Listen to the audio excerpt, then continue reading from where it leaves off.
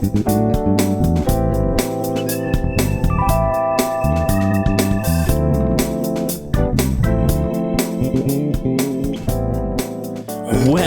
welcome everyone to the Living Word Family Church podcast. I'm the man behind the board, Zach Bensel, and with me, as always, two esteemed, wonderful gentlemen of the faith, Pastor Scott. Thanks. Thanks. Esteemed and highly esteemed. Yes, Pastor Scott, head pastor, and Matt Kreider, youth director. How's it going? What up, guys? Good to be here. Very good to be here. Good to be back, and we're the afternoon today, so we won't have our morning voices, anybody. Oh, that's true. Just so this is me. After lunch breath. Yeah, so this is how I sound the rest of the day.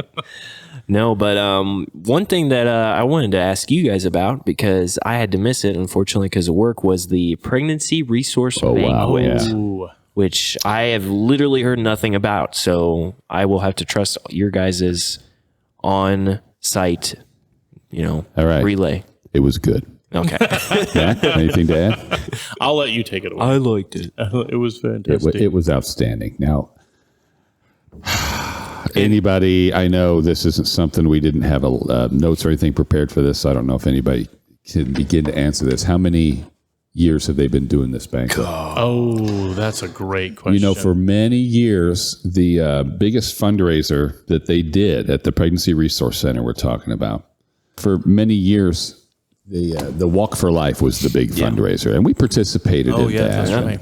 And, and I'm thinking, they would raise 30, 40, maybe even a really good year, $50,000, which is a lot of money for a single day event. That was when it was really big. I think it started to dwindle over the years. It did, but they don't put quite the emphasis on it. Right. They started having banquets back, I don't know how many years it's been, many years now, but they were a smaller affair. And as somebody, I couldn't tell you who, if you told me who, I go, yeah, that's who it was. But I'm not trying to give any one person the glory for it anyway, but they decided, hey, let's put some emphasis on this. Let's do it upright. Let's make it a bigger deal. Let's spend a little money and get speakers that are going to be a draw. Yeah. Something we don't often think about. I understand that at this banquet, the vast majority of attendees are Christians, and they hold the beliefs that they have concerning abortion and the pro-life movement. Because of their belief in Christ, but there is still a significant number. There are significant numbers of conservatives and conservative causes that are not religious causes. Right. I've quoted from the pulpit many times over the years a columnist who may well have passed by now, named Nat Hentoff, who argued passionately against abortion, against Roe v. Wade specifically, and he was an atheist.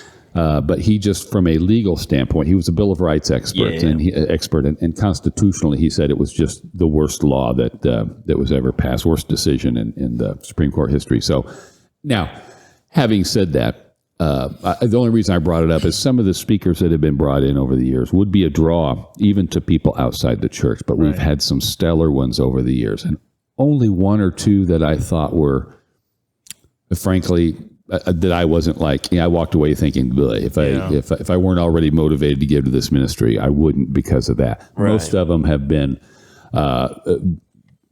we'll just say superb, and a couple home runs over the years, and a couple out of the park grand slams. Two that come to mind immediately over the years are Cal Thomas and Janet Parshall. I remember that one. We went to that one. But that's not to put anybody else down. It's just that they are just so good at what they have shared, and it brings in significantly more than the Walk for Life ever did, and that's a good thing.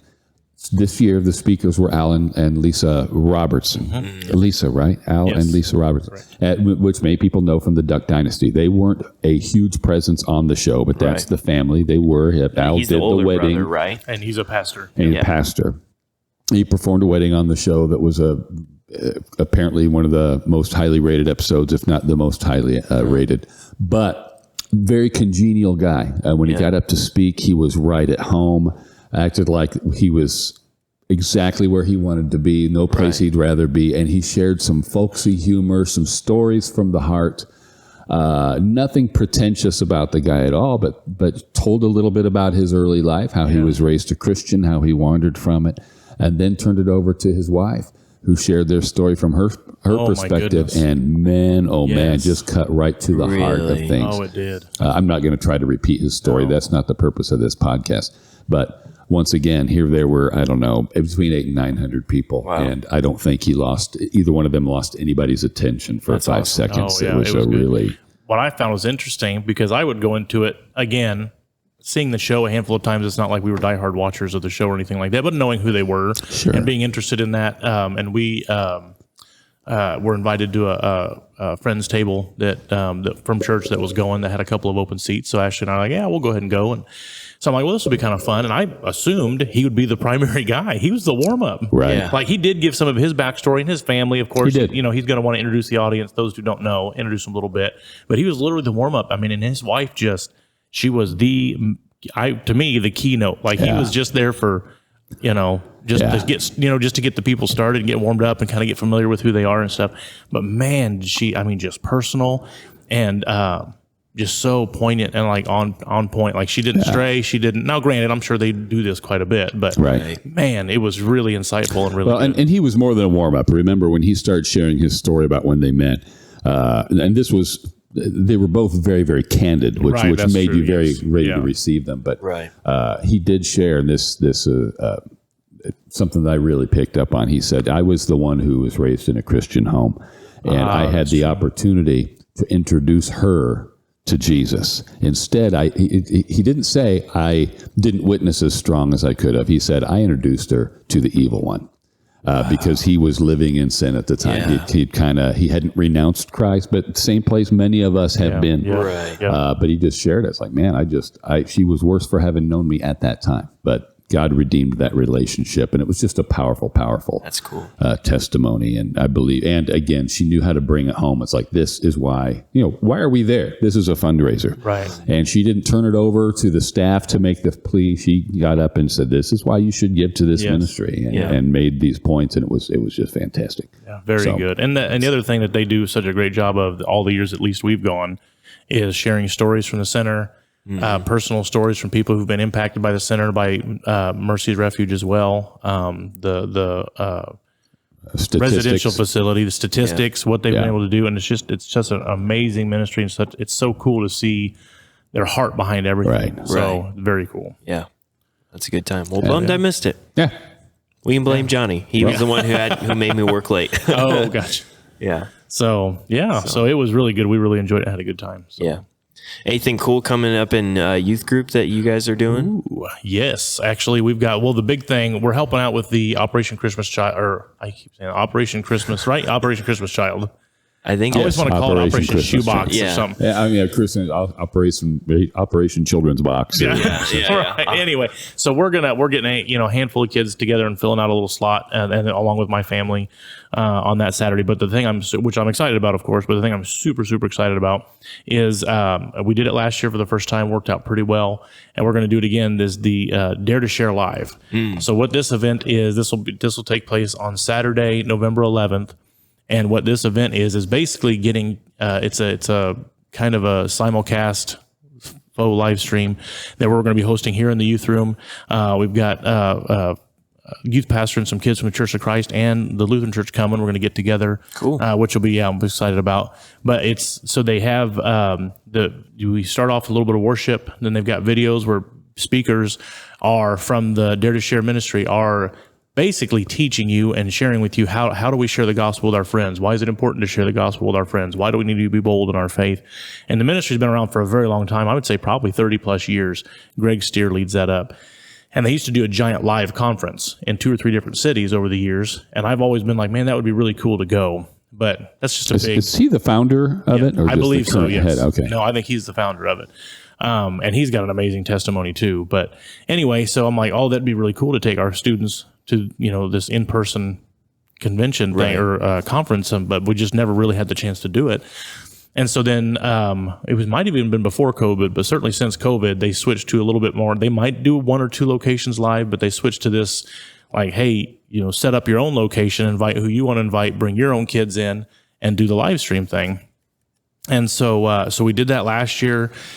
The other cool thing is so not only do they teach you and train you, you obviously have a little bit of lunch break for you and your students to hang out, but they do like a 2-hour outreach block where they say in your own community, with your group, come up with an outreach plan so you can put some of these things we've been learning into action. So last year, because I'd never done it before, and I'm going to be honest, I've never been super good at thinking of good outreach things because it's not, I can think of fun activities all day long. Right. But outreach things are just a different level. It's just a different thing, a different animal. So it's always hard for me to think of those things. So last year we set up a table with their permission, of course, outside of IGA. Mm-hmm. And our group was on one side. The other church group that was with us last year was on the other side. And we were just trying to strike up conversations with people as they come in. Well, as you know, if you've walked inside of a store with somebody selling something, it's kind of off-putting, Yeah. Now, granted, we were giving away free hot chocolate. We weren't pushing on people or nothing. It was just, and we did strike up a few conversations, a couple really good ones. We got to pray for the Salvation Army guy that was there ringing the bell and stuff while we were there, because we made sure, hey, we're not going to be in your way. We're not hope we don't drive anybody away from what you're here to do. So we're trying to be respectful of that. So then anyway, and that went fine. It did fine. But this year, I'm like, okay, what do we do? I kind of we could fall back on that again because it's easy to do. But man, so my youth leaders and I were going through a few of the ideas that the ministry sends out. And one of them that just jumped out off the page at me at our leaders meeting was care packages. And I don't know why I never would have thought about it before. I never would have come up with it on my own, that's for sure. But it's so similar to the Operation Christmas Child. Yeah. So we're going to get these boxes and we're going to pack them with just goodies like soda, candy, just kind of fun stuff. But in there's going to be one of the life books that I got forever ago, and we're still trying to get through. Right. They're really cool little square New Testament stuff, but with notes from other teens who have been touched by God's love, and it's really, really cool little outreach tool. And we have a bunch of them. And so one of my leaders, Sarah, was like, "Why don't we throw those in there?" I'm like, "That's amazing. Let's do it." Yeah. And but then also a handwritten letter from the student. Now these aren't just going to random people. One of the things I love about this is that it's targeted. Right. In a good way. Yeah. Like it's purposeful. Let me put it that way. Target is not the right word. Purposeful. That these students come up with one or two friends of theirs that doesn't know Jesus or doesn't go to church that they can reach out to, right? Yeah. And it's not going to be a, hey, come to our youth group thing. It's going to be, hey, Jesus loves you. Jesus has a plan for you. We all need Jesus in our lives, that type of thing. And that's what things we're going to work on. So the 2-hour outreach time, the first hour we'll be packing these boxes, writing these letters, praying over them. And the second hour will be us going around town, delivering them, putting them on front porches, knocking on doors. Super, super excited about that. Yeah. And the other thing that we did last year, we got T-shirts, came up with a logo or a cool little thing that says, "Ask me about Jesus." So this year we've got hats. So I don't know if Zach will be able to zoom in on that. Zoom in on post. But yeah, ask me about Jesus. 1 Peter 3:15.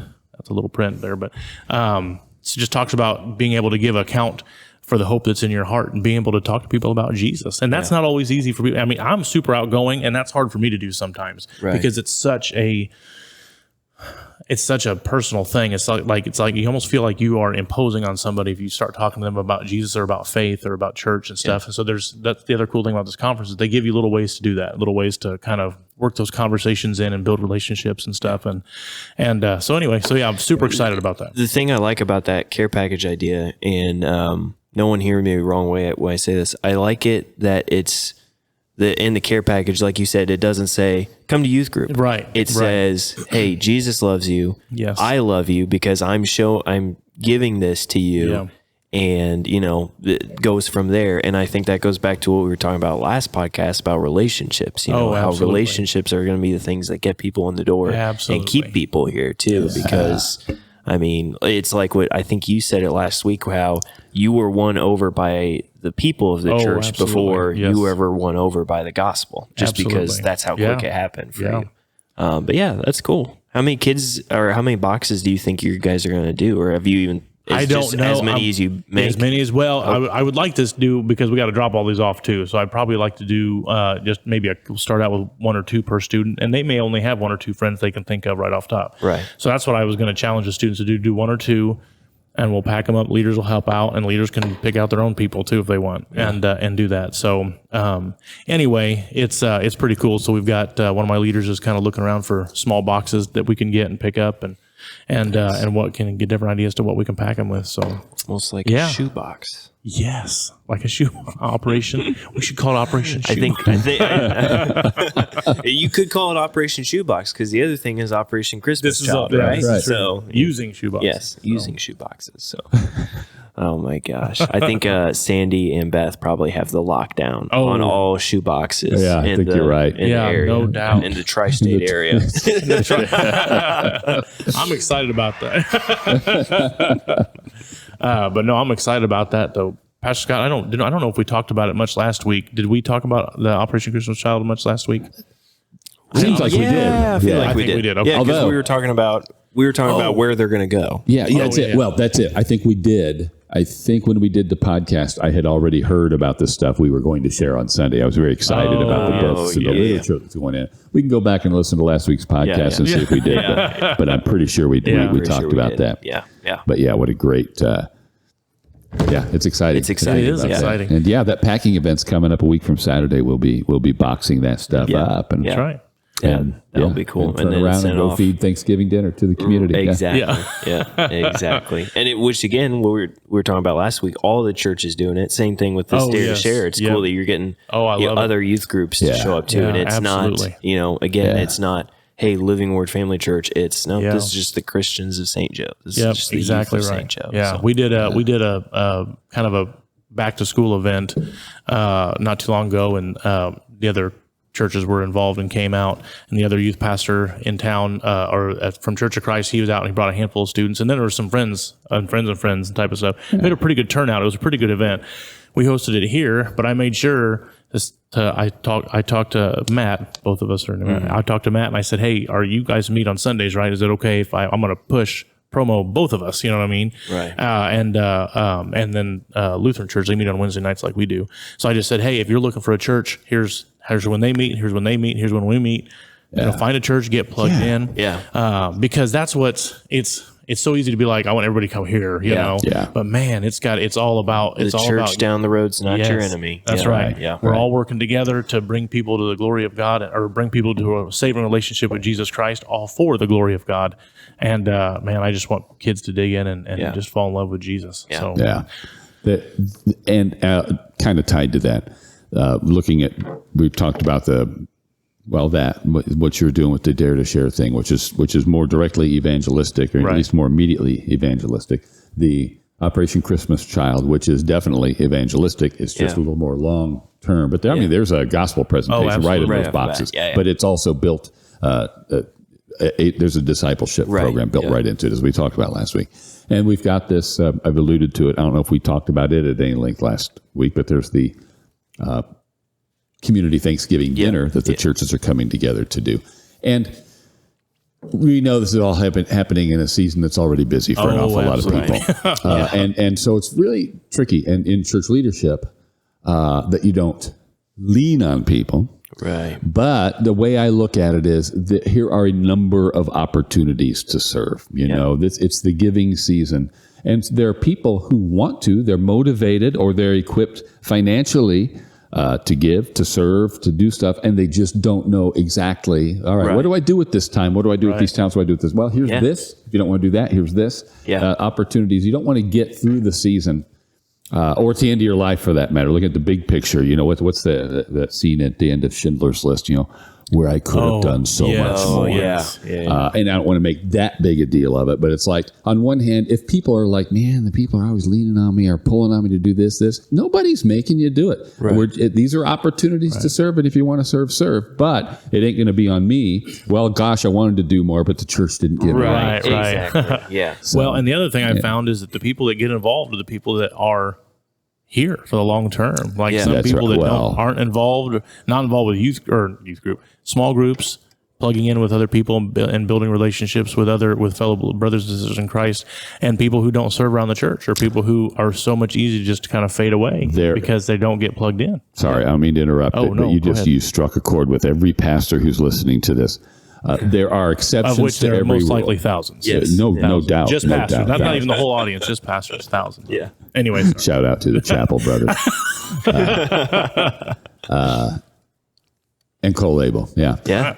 Listen, the What were we talking about? Yeah, there are serving around the exceptions church. to every rule. Exceptions to every rule, and there are some people they're very limited in what they can do because of their time, maybe how far away they live, because of their age or health or whatever. But it's true what you said, and the scarier part is when you have somebody who's been involved for a year, 5 years, 10 years. 20 years, almost. If a pastor's been in ministry long enough, he's seen all of these things where they're like, they get mad or they get tired or something happens, but they don't quit church, but they quit serving. Yeah. But once they step down, once they become uninvolved with serving, uninvolved with fellowship activities, anything other than showing up for church, in most cases, it is just a matter of time before they leave the church. And you only hope and pray they don't leave Christ. You know, I can't think of anybody who's left, and we've had people leave over the years, at least 3. I can't think of anybody who left who I could say for certain they're not even walking with Jesus anymore. I pray for them. I'm like, hey, man, if this wasn't a good fit for you, and sometimes it wasn't a good fit, but man, when you've been here 20 years and suddenly it's not a good fit, all right. Did something really bad happen or what? You know, there was I can remember a couple just as sweet as can be, and they were here for a long time. But hey, can you do this? No, we did our time serving when we were younger, and they're healthy, vital. We did all this for this other stuff, these other organizations. We just want to be churchgoers. Yeah.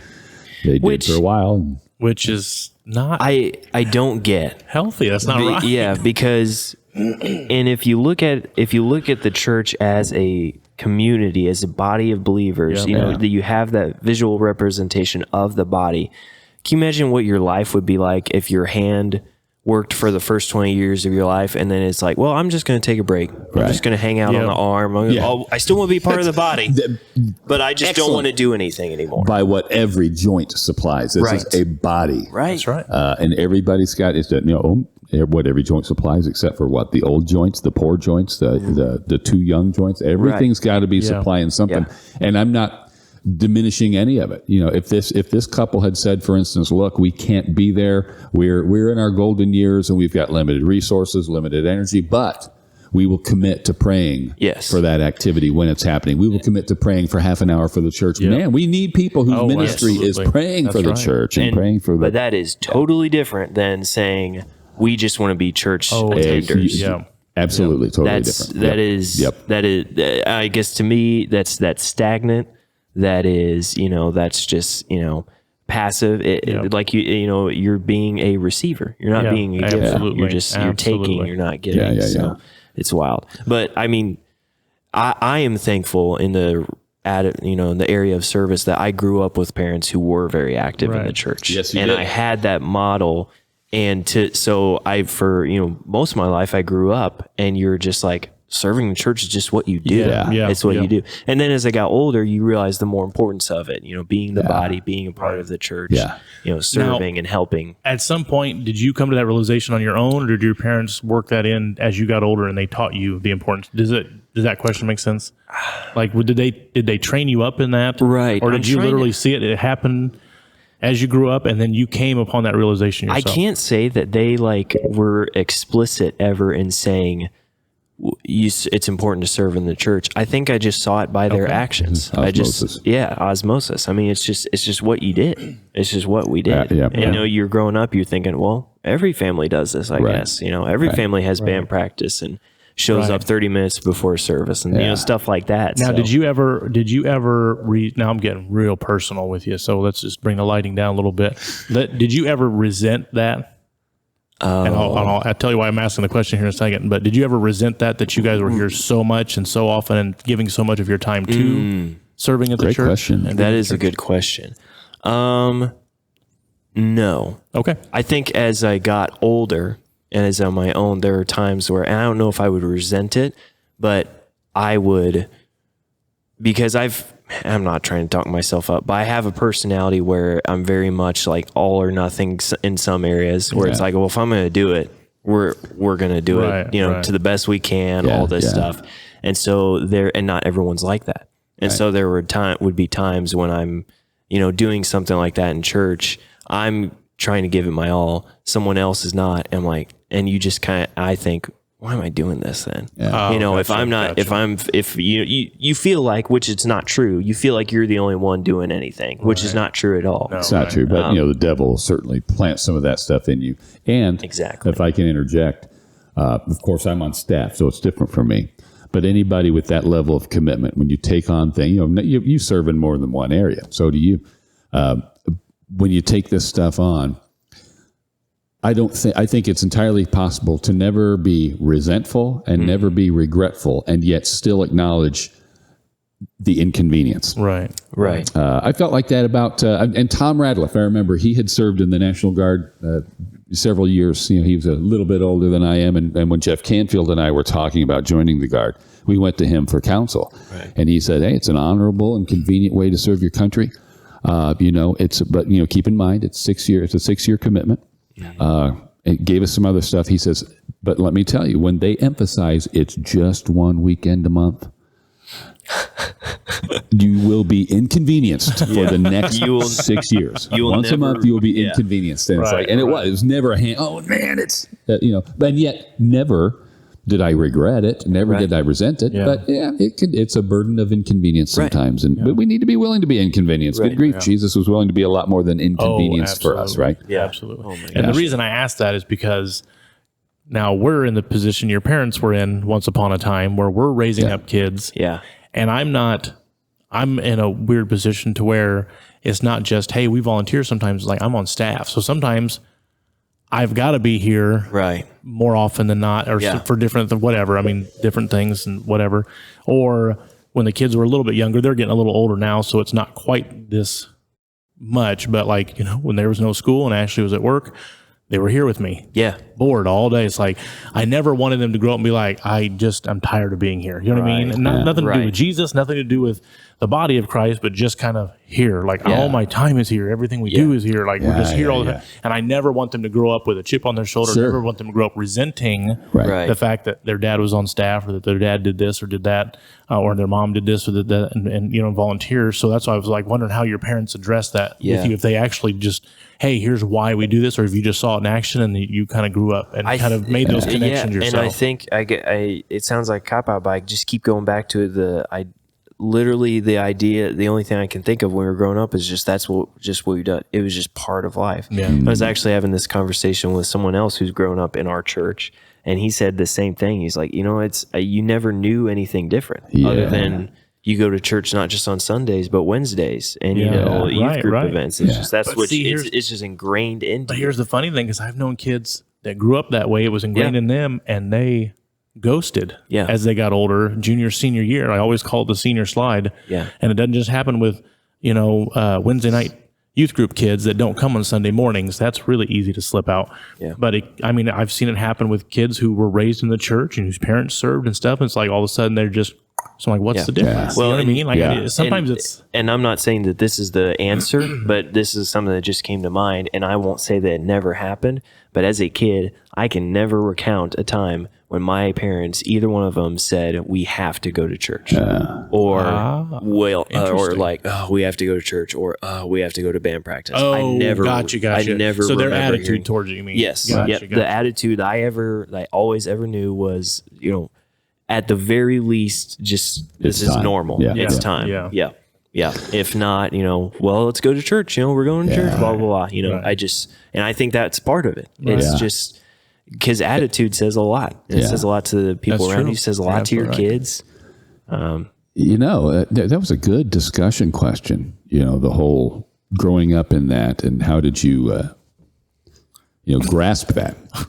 Because, and I answered. We were talking about the resentment factor. Let me give another military example. That's really not me, because this goes back before I was in the 80s. The Reagan years were very. You were nice in the National Guard. I was in the National Guard. Okay. And for those of you who are new to the audience, you're in for a treat. He never gives military examples. Yeah, right. Very exciting. So anyway,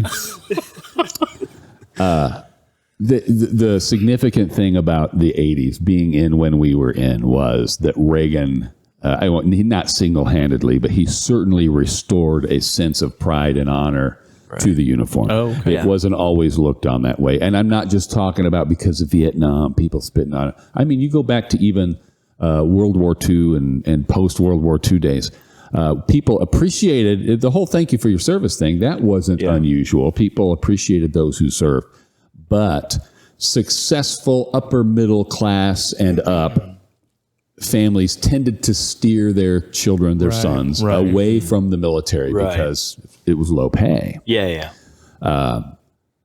And so what you had were the people who joined because they came from poor backgrounds with limited opportunity. Right. Or they were part of what they called the service aristocracy. Right. The statistics are astounding. Percentage-wise, most career officers, or a significant percentage of career officers, were the sons of career officers. Oh, wow. So they followed. Now, so what's that hard-to-reach group? The ones in the middle, ones who had plenty of opportunity and no exposure to the military before that. Right. If they've got a certain level of comfort, lack of challenges, or lack of difficulty, they're in this comfortable niche. I'm drawing a parallel between those who we can reach for Christ. There are those people who are in desperate straits, right? The outcasts of society, the unpopular ones, the ones in a struggle. Who are easy to reach because once you can make Jesus known as their rescuer, as the Savior they need, they just need to know who He is. Or those who were raised in the faith and follow. Those are both legitimate. But how do we reach that comfortable middle? Those who aren't desperate for anything and those don't have that example. God loves them too. Absolutely. But they can certainly be harder to reach. That's a very good point. Now, how do you, Pastor Scott, talking about evangelism, talking about reaching out, sharing their faith, give us just how do you approach that in your day-to-day life? Like, I know you're a pastor, you're on staff, so everybody expects you to be this dynamic evangelist when you're out grocery shopping. But when you do come across people, or when you do build those relationships outside the church, give us an idea of how that looks for you. Yeah. Well, first of all, did I mention I'd served in the? I told you. Yeah. And I'm not Mr. Maybe I should be. I might be that at the end of my the whole Schindler's List thing. I might get to the end. I could have said so much more. Could have done so much more. But I do look for those opportunities, and I've said this from the pulpit before too. Once people know I'm a pastor, sometimes those conversations seem a little less organic or disingenuous or something like that. But I don't shy away from that. But I do ask people, like, when I can. I think a good opening, the flip side of that is when they know I'm a pastor, it maybe strikes them as a little less weird that I'm talking about. Sure. Right. So if they're asking me a question about the church, about being a pastor, sometimes I'll say, well, what's your church background? Were you raised in this? Where do you go? Where have you gone? And that's usually a pretty good open door for at least a little bit of conversation. If somebody is complaining about an ailment or about a problem, I've offered to pray. This is sometimes it's easier in like with a waiter or a waitress, somebody you're going to see over the course of several minutes, rather than just encountering in a grocery store or something like that. There are people, and who's the guy? Local guy. He's just the master of it. I mean, it's almost, if you go out to eat with him, he's going to be preaching the gospel, giving them a tract and everything. It's almost overpowering. Pastor But no, not here, St. Joe. Gotcha. I'll think of it. Yeah, I don't know. Anyway, I should be more that guy, and I'm not. But again, in terms of my social interaction, every pastor who has a heart for evangelist would echo this. That one of the hardest things about that is 90% of my social interaction is with fellow believers, people who are believers already. Exactly. That's true. Exactly. Yeah. That's what sometimes we'll go through these. Now we're not right now. We're in a very we're a heavier, as far as youth group goes, heavier on the public school kids. But I know for a while there, the majority of our youth group was homeschool or Christian school kids. Yeah. Yep. And so I'd be like, hey, have you talked to your friends? Well, they all go to church somewhere. So it's almost like, that's right. Okay, well, do you know anybody else? Like, do you have neighbors? We live out in the country. Oh my gosh. Okay. That was me. I mean, that was right. But now, like, it's so cool because now, granted, my kids are getting into youth group now and have been for the last couple of years. And so it brings for me, even more fun, because now my kids are into youth group, and that's what I'm doing, and it gives us more of a family dynamic to be part of this, and it's very exciting. Plus, I get the added benefit, and not a lot of you pastors can say this unless they have kids in their own youth group, but like their friends I've known since they were little. You know what I Right. mean? So like they're comfortable with who I am, and so they've been bringing friends and inviting friends and stuff, and I'm kind of a known quantity, Right. which that's been one of my things ever since I started in youth ministry, even as a youth leader. It's like I want to do stuff around town. I want to be seen at school. I want to be a known quantity. So when somebody says, "Who is that guy?" I say, "Oh, he's a, youth pastor in town or whatever." Right. I mean, oh, okay. That you know what I mean? Like just kind of, and it's been really cool. And that's one of the reasons. Like I said, it's not. I don't have this secret underlying motive to bring everybody into my youth group or our youth group. That's not it. It's just like, man, I love Jesus. I want people to love Jesus. And that's one of the reasons I get involved with FCA. Yeah. I do an FCA huddle, which I know we've talked about, for the varsity football team. And that has gone so well this year. I've been so blessed and so honored to be a part of that. Yeah. And there's one young man, and I won't mention him by name, but he's fairly new to the faith. I would say within a year at least, if not sooner. And he is just, man, I'll have conversations with him when we break from the huddle. We're done with our 15-minute little FCA huddle after practice or whatever. He and I will walk as we're heading out to the field or leave the field. And we're just chit chatting. I'm like, hey, so how's church going? Oh my gosh, yeah, I'm just loving the word, loving this, loving that. And I'm watching him post little stuff on social media. Wow. Him going through, like he was going through Job the other day. Wow. And he's just talking about it. And he's just, I mean, you can just see the excitement in his eyes. And I just absolutely love it. I love seeing kids who are just on fire for Jesus. And that's just, man, that's just my desire for everybody, because we're in a really very interesting time in history, and man, kids are just getting the brunt of it. You know what I mean? They're they just are socially, culturally, everything. They're just getting browbeat by stuff, and it's just, man, I love seeing when a kid is turned on for Jesus, excited about the things of God. So That's awesome. That's awesome. Well, good talk, guys. Yeah. I do have something fun to end us on, though. Okay. I got a little question of the week for you guys. So, you ready? We're ready. A bated breath. What is a movie that you are ashamed to say that you have not seen? Oh gosh, I thought you were going to say, what is a movie you were ashamed to say that you have Like, seen? no way That I'm going to would be a share that with you on this podcast. Barbie. Wasn't ashamed? It's a cultural classic. No, a movie Ashamed you to were say you've ashamed to not say seen. you have not seen. Yeah. Not Who seen. wants to go first? I'll Oh, do I Pastor, have do you to? have something ready to go? I You think I know did it my come to answer your to head that that. quick? Because you're a super fast thinker, so I didn't know. No, it just dawned on me what a movie I haven't seen that I really should have seen by now. Really? Yeah. Well, that's mine. I've got two of them because they're kind of like the quintessential classics. And so whenever somebody's like, "You haven't seen that?" Yeah. is Sound of Music. Really? Never seen Wow. it. Never seen clips, of course. Never Yeah. seen the full movie. And then, darn it, what's the other? What's the one with Humphrey Bogart? Casablanca. Never seen that either. wow. Never seen that either. See, just by your reactions, Yes. it's like I feel lesser than. So now that you I've mentioned that. So you don't know how to solve a problem like Maria. Not at all. No. Or do you even West Side understand that Story. reference?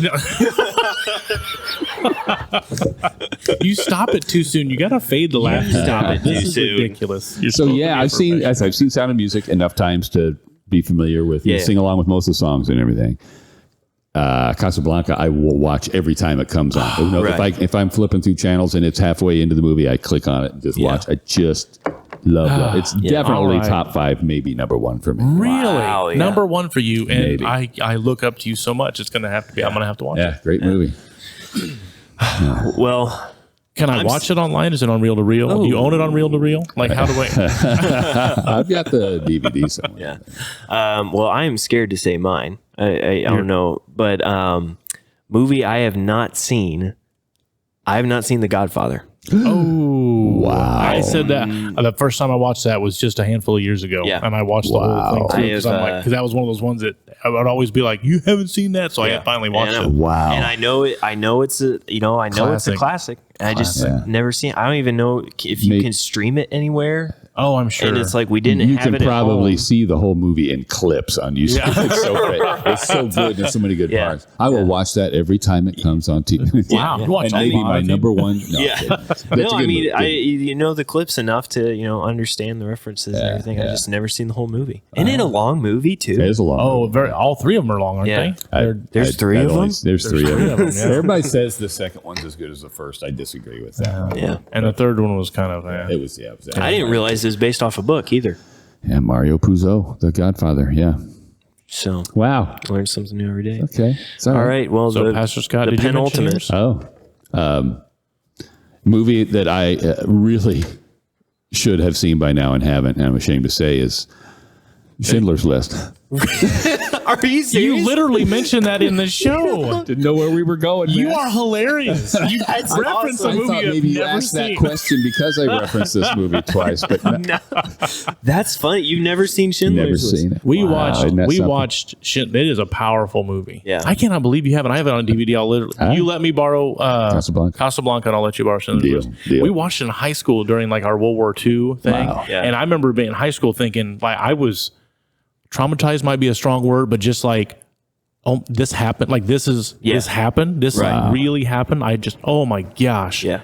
I don't want to spoil it for you because it's a super powerful visual moment in the movie. So I'm not going to say. No. Yeah. Anyway, so man, That's crazy. wow. Well, I since you mentioned it, I'll admit that I've also not seen Casablanca. I think I've seen parts of it, but I don't think I've seen the whole thing through. So Either one of you seen Citizen Kane? oh yeah, No. No. oh yeah.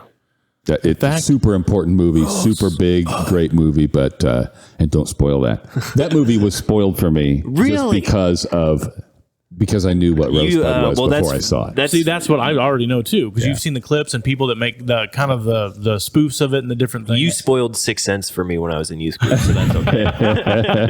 And the most egregious spoiler of all time is the cover or the posters now of Planet of the Apes. One of the most powerful endings, and the ending is right on the old VHS cover or whatever. That's crazy. Like, why did I didn't think about that. That's for? true. There's some people who still haven't seen it, so we ended up. Did you ever see? Well, sorry, this is getting total. Just cut all this out if you want to. Did you ever see the remakes, the newer Planet of the I Apes? saw the first one, I think, but yeah. No. Well, You I missed the classic. You missed the rubber suit, or like what did you miss exactly from the classics? I mean, I get Charlton Heston, man. Well, okay, Heston, Charlton Heston, sure, but Yeah. I thought they were fantastic. Really? Oh my gosh! Like just kind of very now. Granted, obviously, visual effects are way different. Sure. In my goodness. opinion, the first one is the least of the newer ones. If that makes So sense. they get better as they go. I think they got way it's better as they just- go. So yeah, Worth it's a shot. The acting is the